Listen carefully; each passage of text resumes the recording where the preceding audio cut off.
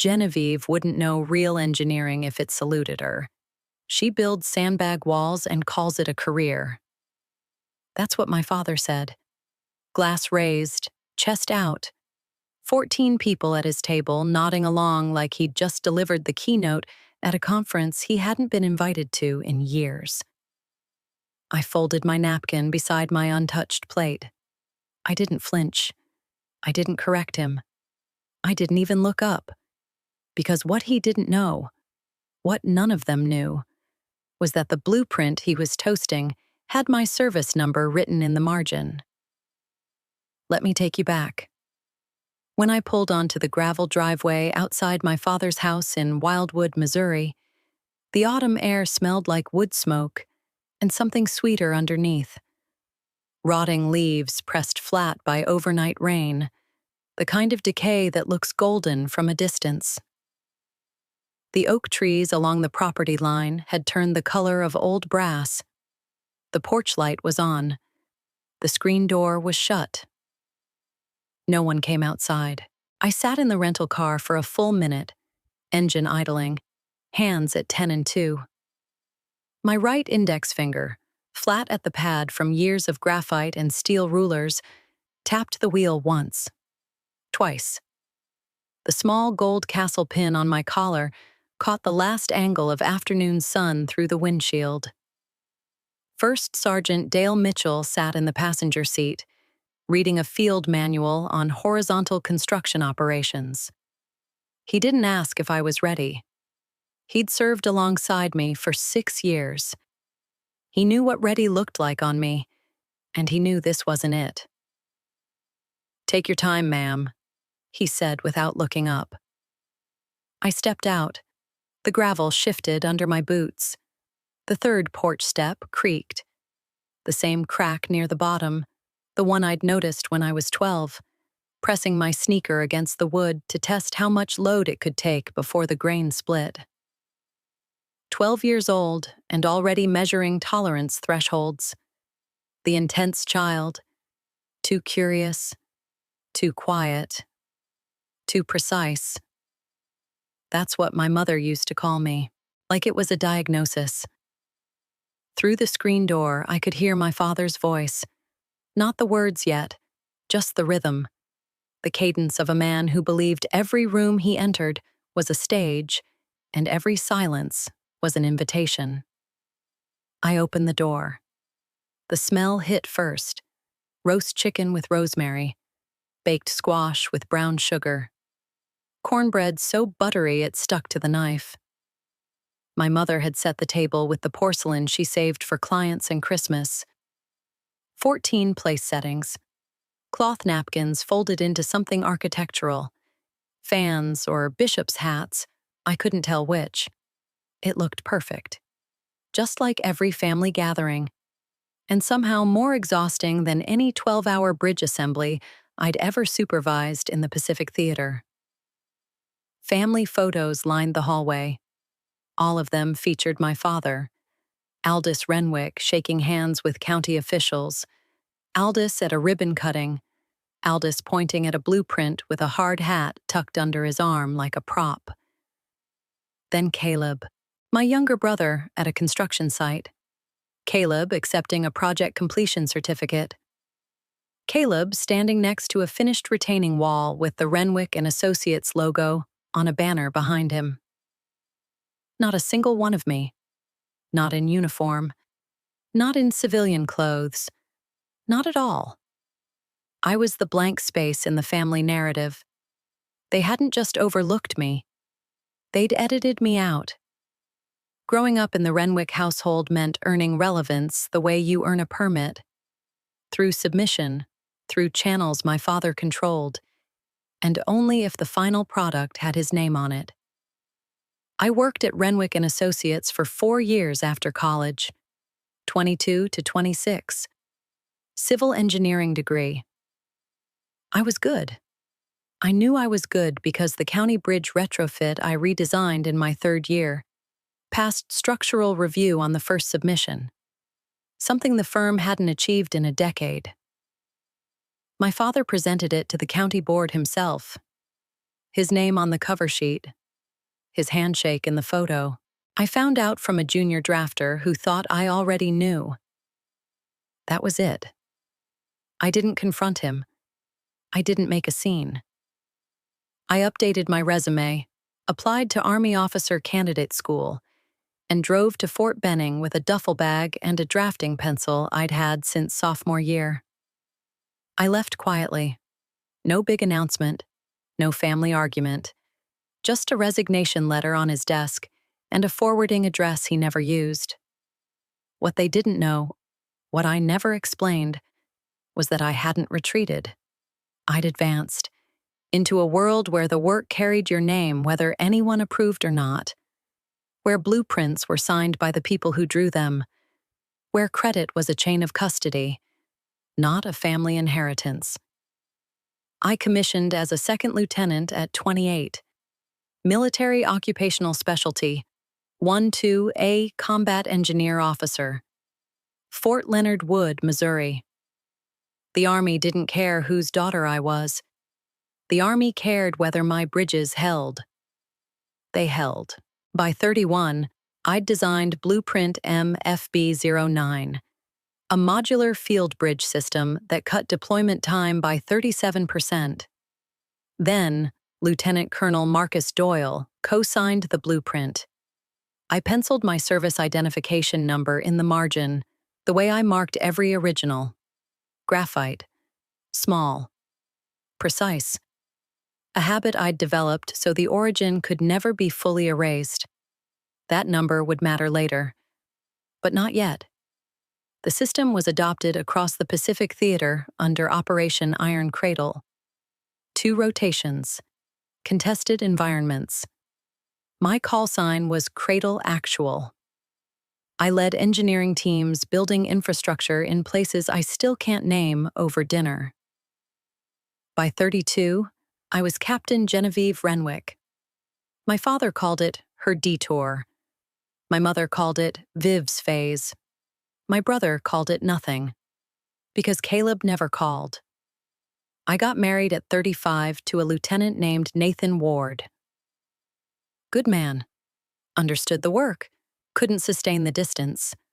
We split after a year. Amicable. He respected me enough to let go clean. More than I could say for most of the relationships in my life. And through all of it, the promotions, the deployments, the engineering innovations that moved steel across oceans, my father's version of the story never changed. She couldn't handle private sector pressure. She builds temporary roads. She fills sandbags. Anyone can pour concrete for the government. Denial, I would learn, was his specialty. Now I was standing in his dining room with the good china and the cloth napkins, watching him pour wine into glasses that cost more than his firm had earned in the last quarter. "Sit anywhere, Genevieve," my mother said, touching my elbow the way she always did. Lightly, briefly, like affection was something she rationed. "Your father has news." I sat at the far end, the seat closest to the door. Caleb nodded at me from across the table. Not cold, not warm. The nod of a man who'd been told a story about his sister so many times, he'd forgotten to ask whether it was true. He wore a Renwick and Associates lapel pin. It was newer than mine. Aldous stood.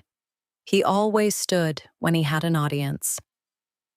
"I want to thank everyone for being here tonight." His voice carried the practiced resonance of a man who'd rehearsed in front of a bathroom mirror. As most of you know, Renwick and Associates has been in a period of strategic realignment. Strategic realignment. 6 years of hemorrhaging federal contracts, but the euphemism sounded almost presidential. Tonight, I'm proud to announce that we have submitted a proposal to the United States Army Corps of Engineers for a $2.4 million infrastructure contract. He paused. Let the number breathe. The Renwick Modular Bridge System. My design. My innovation. Proof that this firm doesn't just survive, it leads. Caleb beamed. Helen smiled. A neighbor raised his glass. My design. My innovation. The words landed in my chest like rebar driven into soft ground. I looked at my plate. Roast chicken untouched. Squash cooling. The cornbread sat beside my fork like a witness. Genevieve. My father turned to me, wine glass extended, smile wide enough to fit the whole lie inside it. I know this isn't your world, but maybe this will help you understand what real engineering looks like. Not the temporary stuff. Not the government work. He tilted his glass toward me. Real design. Real contracts. The kind of work that lasts. 14 people looked at me. I held my gaze. My hands stayed folded in my lap. Genevieve wouldn't know real engineering if it saluted her, he said, and the table laughed, some politely, some loudly, some because they'd heard some version of this performance before and knew their role was to applaud. She builds sandbag walls and calls it a career. Even the candle flames seemed to hesitate. My mother looked at her plate. Caleb looked at his phone. The neighbor who'd raised his glass lowered it slowly, sensing something in the room he couldn't name. I folded my napkin beside my untouched plate. The thing about silence is that it isn't always passive. Sometimes silence is the sharpest answer. They thought silence meant agreement. They thought stillness meant surrender. They thought the woman at the far end of the table, the one with the calloused drafting hand and the gold pin no one recognized, had nothing to say because she had nothing to show. They don't know that yet. Tomorrow, every person at this table would learn the name on that blueprint. Not the name on the cover sheet, the name in the margin. But not tonight.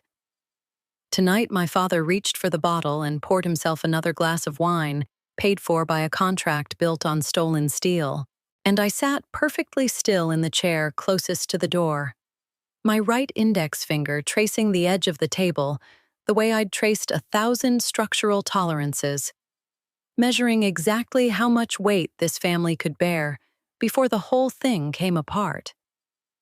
He raised his glass one more time. To Renwick and Associates, he said, and every guest drank. I didn't lift mine.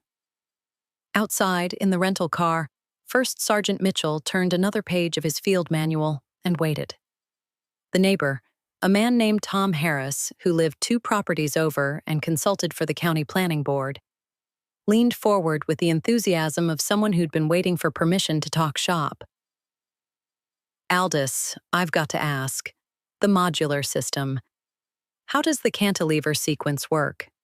Because from what I understand about rapid deployment bridging, the timing on those extensions is everything. My father set his wine glass down. He straightened. This was the part he loved. The part where he performed expertise the way other men performed confidence, layering authority over ignorance until the two became indistinguishable. Glad you asked, Tom. He placed both hands flat on the table. A lecturer's posture. A man who'd studied the document just enough to sound dangerous. The cantilever deploys first, full extension across the span. Then the footing assembly drops into position underneath, locking the structure to grade. That's the innovation. Speed of the cantilever. Everything else follows. He said it with the certainty of a man who had never stood at the edge of a contested riverbank, watching steel flex under lateral wind load. He had the sequence backwards. The room was nodding. Caleb was nodding. Helen was smiling at her husband the way she always smiled. Like approval was a reflex she'd stopped questioning decades ago. And I should have let it pass. I should have sat there in the silence I'd built around myself, like a retaining wall, and let my father's borrowed confidence carry the evening. But he had the sequence backwards. And if someone built it the way he described, the transverse load would shear the pin joint before the bridge held a single vehicle. People could die. Engineers could die. Soldiers could die. The kind of people I'd spent 10 years standing beside in places I still couldn't name over cornbread. Footing assembly locks at 14-degree grade tolerance before cantilever extension. My voice came out the way it always did under operational pressure. Low, even. The vocal equivalent of a level line. Every head at the table turned. Otherwise, the transverse load shears the pin joint at 9,000 pounds per square foot. I took a sip of water, set it back down. The cantilever doesn't lead, it follows. That's the innovation. Sequence integrity under field conditions where you don't get a second attempt. I didn't look at my father. I looked at the salt shaker near my plate, because the salt shaker wasn't lying to 14 people about something that could kill the soldiers who built it. The silence that followed wasn't polite. It was structural. It was the silence of a room recalculating what it thought it knew about the woman at the end of the table. Aldis's wineglass trembled in his hand. Not much, just enough for the surface of the Merlot to catch the chandelier light in a way it hadn't before. That's... He cleared his throat. That's a simplified version. The full spec accounts for 14-degree grade tolerance, I repeated. Same tone, same volume. Page 7, Section 4C, Load Distribution Matrix. I had just described tolerances that weren't in the document he submitted. They were in the classified operational appendix, the restricted distribution supplement that detailed theater-specific applications under Operation Iron Cradle. An appendix he never had access to. An appendix that existed because I wrote it. Tom Harris looked at me, then at my father, then back at me. He didn't say anything, but his fork rested against his plate at an angle that suggested he'd forgotten he was holding it. Caleb's lapel pin caught the light as he shifted in his chair. He was staring at me with an expression I hadn't seen from him in 12 years.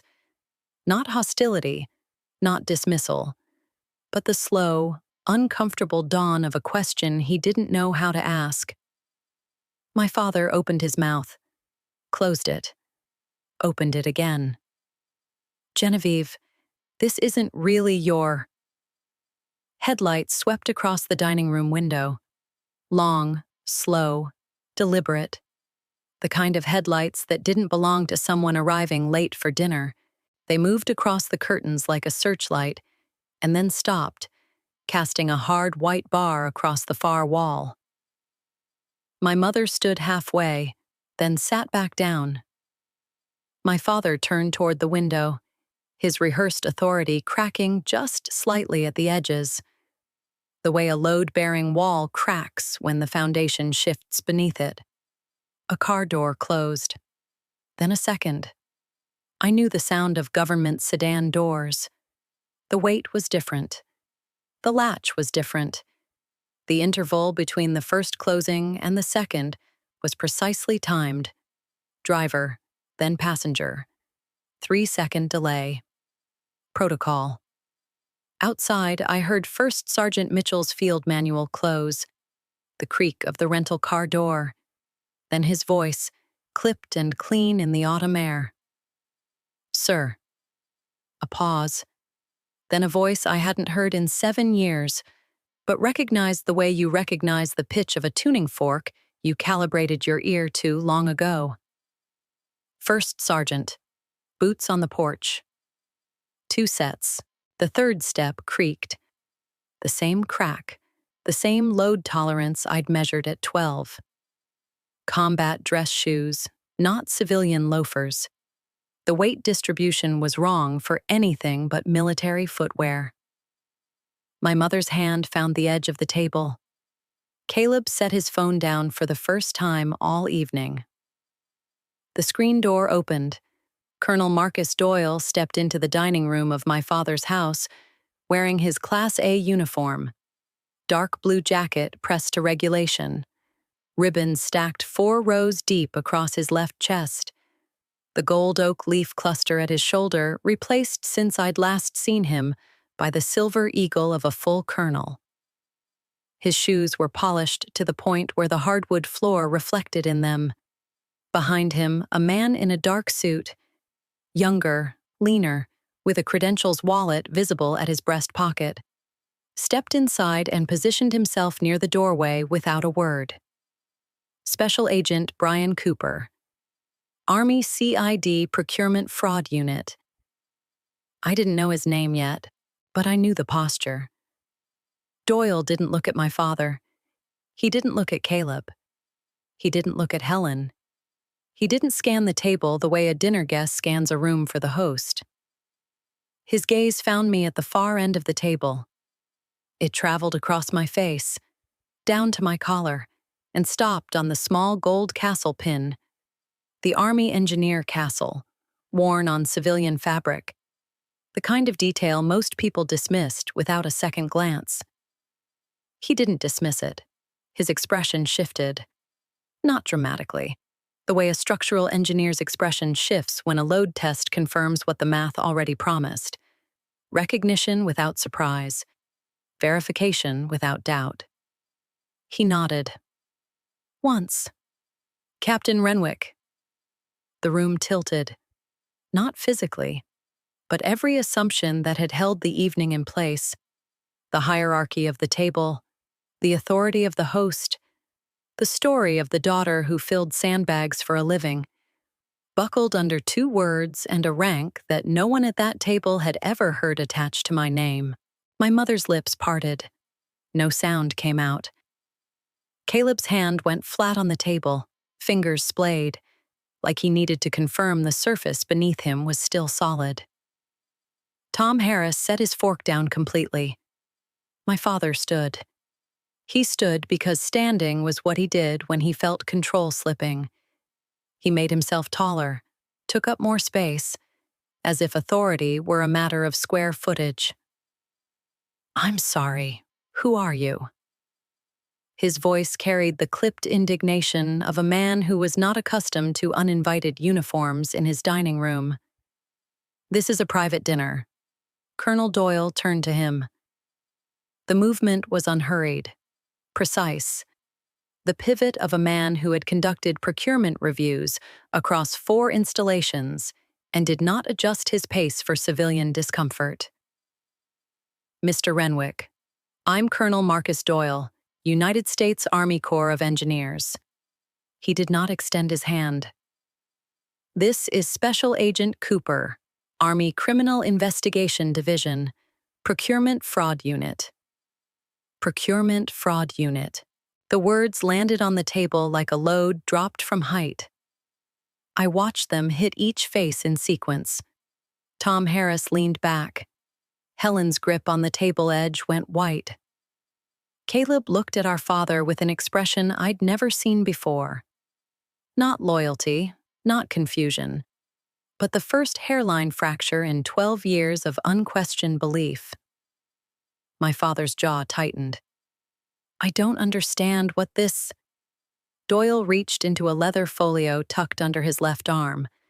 He withdrew a document, a copy of a blueprint I hadn't seen in 7 years, but could have drawn from memory in a blackout. Blueprint M, FB-09. The modular field bridge system. My bridge. He unfolded it on the table beside the roast chicken. The paper crinkled against the porcelain. He turned it so the bottom margin faced my father. 3 weeks ago, your firm submitted this design to the Army Corps of Engineers for a $2.4 million infrastructure contract. Doyle's finger came to rest on the lower right corner of the margin. During standard procurement review, I identified a service identification number penciled here, in graphite. He paused. The room held its breath. This service identification number belongs to Captain Genevieve Renwick, United States Army. Doyle's voice didn't rise. It didn't need to. I know because I co-signed this blueprint at Fort Leonard Wood 7 years ago, when she was a first lieutenant under my review authority. I initialed this same margin. The chandelier above the table trembled, not from wind, from the weight of 14 people breathing at once after holding too long.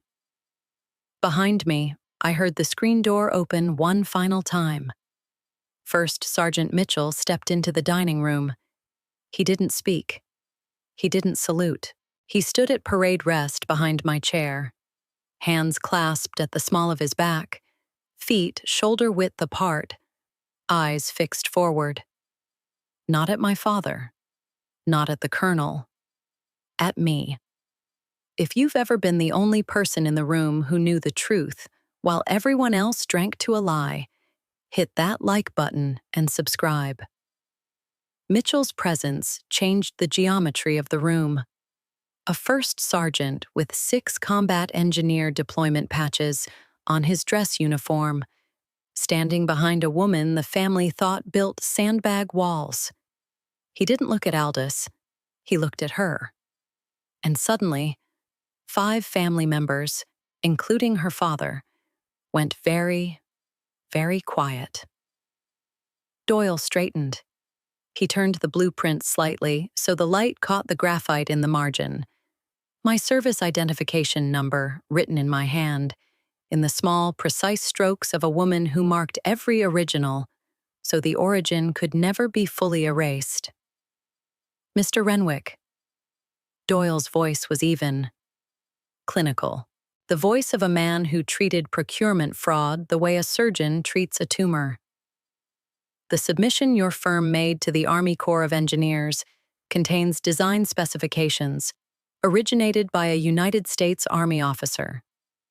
Specifications you rebranded under Renwick and Associates without authorization, attribution, or legal transfer of intellectual property. My father's face lost color the way a blueprint loses ink in direct sunlight. Slowly, then all at once. His wine glass tilted. The Merlot pooled against one side but didn't spill. His fingers had gone rigid around the stem. No. He shook his head. The shake was too fast. Those were files from... She left files on a shared. Those were family files. Drafts, rough concepts. I refined them. I developed them into something. The design submitted to the Corps of Engineers is structurally identical to Blueprint MFB-09, Doyle said. Down to the joint specifications, down to the load distribution matrix, down to the cantilever sequence that you described to this table tonight. Incorrectly. My father's mouth opened, then closed, then opened again, producing nothing. Doyle looked at me. His expression carried something I recognized from 7 years ago, standing over a drafting table at Fort Leonard Wood, while a first lieutenant with a flat-padded index finger walked him through a bridge system that would change Pacific Theater logistics. It wasn't admiration. It wasn't pity. It was the professional respect of an engineer who knew what original work looked like because he'd watched it being drawn. Captain Renwick, he said. Ma'am, we're here to confirm your origination of the design in question and to advise you that this matter has been referred to Army CID for formal investigation. I didn't stand. I didn't smile. I didn't look at my father. I adjusted the castle pin on my collar. The gold caught the chandelier light one more time, small, precise, and exactly where it belonged. Doyle turned back to my father. He placed a second document on the table beside the blueprint, a formal suspension notice on Army Corps of Engineers letterhead, the kind of paper that ends careers the way gravity ends bridges built out of sequence. Renwick and Associates is suspended from all federal contracting effective immediately, pending the completion of this investigation. Doyle's tone didn't shift. It didn't need to. The charges under review include federal procurement fraud and misrepresentation of intellectual property to a government agency. Special Agent Cooper will be your point of contact going forward. Cooper stepped forward from the doorway. He placed a business card on the table next to my father's wineglass. The card sat on the white tablecloth, like a period at the end of a sentence no one wanted to finish. "I'd recommend retaining legal counsel, Mr. Renwick," Cooper said. 5 words more than I expected from him. Then he stepped back. My father gripped the edge of the table. His knuckles matched the porcelain. "Genevieve." His voice cracked on the 3rd syllable. He turned to me with something I'd never seen in his face before. Not remorse, not shame, but the frantic calculation of a man who had just realized the structure he'd built his reputation on had no foundation. "Genevieve, you have to understand. We were losing everything. Those files were sitting on the cloud drive. You never said they were. I thought they were old drafts. I thought you'd moved on from, but you did." 3 words. My voice didn't rise. My hands stayed folded in my lap. He blinked. The sentence had landed in the space between excuse and consequence, and it sealed the gap shut. I didn't mean to. It was just a template.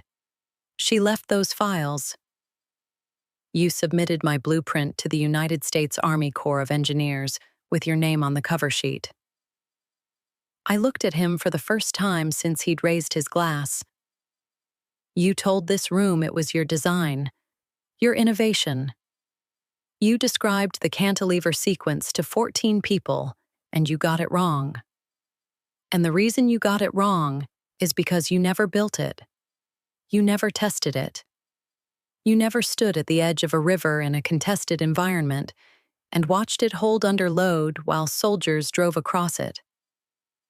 The room was so quiet, I could hear the wax dripping inside the taper candles. "You've spent your life building on other people's foundations and calling the house yours." I kept my voice level. Load-bearing, the vocal equivalent of a structure that doesn't move because it was designed not to. But some structures hold because the person who designed them understood what failure costs. My father's mouth opened. Nothing came out. His hand slid off the table edge and fell to his side. Caleb stood. His chair scraped against the hardwood. "Dad." His voice was thin. "Dad, is this?" He looked at the blueprint on the table, at the margin note, at the graphite numbers in my handwriting that I'd placed there 7 years ago at a drafting table in Fort Leonard Wood. "Those are her numbers?" Doyle nodded once. "That's her service identification number, penciled in graphite, a personal marking habit I observed during the original design review." He paused. "The same review where I watched her solve a lateral load problem in 40 minutes that my senior engineers had been failing for 3 weeks." Caleb sat back down. His Renwick and Associates lapel pin caught the light as he sank into the chair. And for the first time, I noticed how small it looked, how thin the metal was, how easily it could be removed. Helen hadn't moved. Her hand was still gripping the table edge, her knuckles white, her eyes fixed on the blueprint between the roast chicken and the baked squash, like it was an autopsy report for a marriage she'd spent 30 years propping up with silence. "Your father means well," she'd told me 100 times, 1,000. Every phone call, every holiday, every quiet moment where the truth could have lived if she'd let it breathe. She didn't say it now. I stood, straightened my collar. The castle pin was warm from my skin. The same gold engineer castle I'd worn on every civilian shirt since commissioning. The one most people mistook for costume jewelry. The one that Doyle had recognized from across a room full of people who'd never bothered to ask what it meant. "Colonel," I said, I'll make myself available for whatever documentation CID requires. Doyle nodded. We'll be in touch through your chain of command, Captain. And he paused. Something shifted in his posture. Not softer, more deliberate. The way a man chooses his words when he knows they'll be remembered. For what it's worth. Blueprint MF. B09 is one of the finest pieces of field engineering I've reviewed in 26 years of service. The margin note was how I found it, but the work is how I remembered it. I held his gaze for 2 seconds, then I nodded. Thank you, sir. Mitchell stepped to the side as I moved toward the door. He fell in behind me, not beside me, not ahead, but precisely 1 step back and to the left, the position of a senior enlisted advisor who understood that the officer he followed had been carrying weight tonight that no rank insignia could measure. I didn't look back at the table. I didn't look at my father.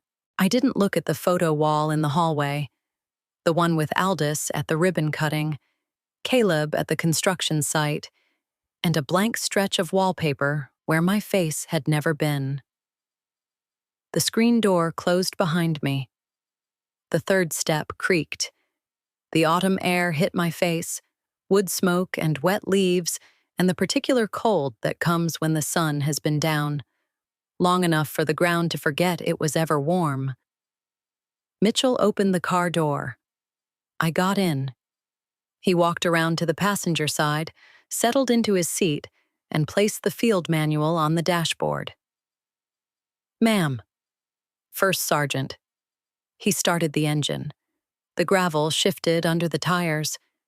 We pulled away from the house where I'd grown up measuring load tolerances on porch steps and earning relevance like a permit.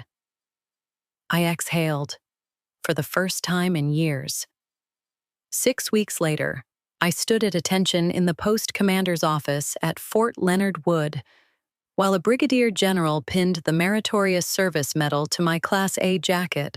The citation read, "For exceptionally meritorious service in the design and implementation of modular rapid deployment bridge systems that materially advance theater-level infrastructure capability across the Pacific area of operations." I didn't frame it. I put it in the top drawer of my desk beside a graphite pencil that was worn down to 4 inches. The investigation into Renwick and Associates moved forward without me. I didn't follow it. I didn't need to. Federal procurement fraud carries its own weight.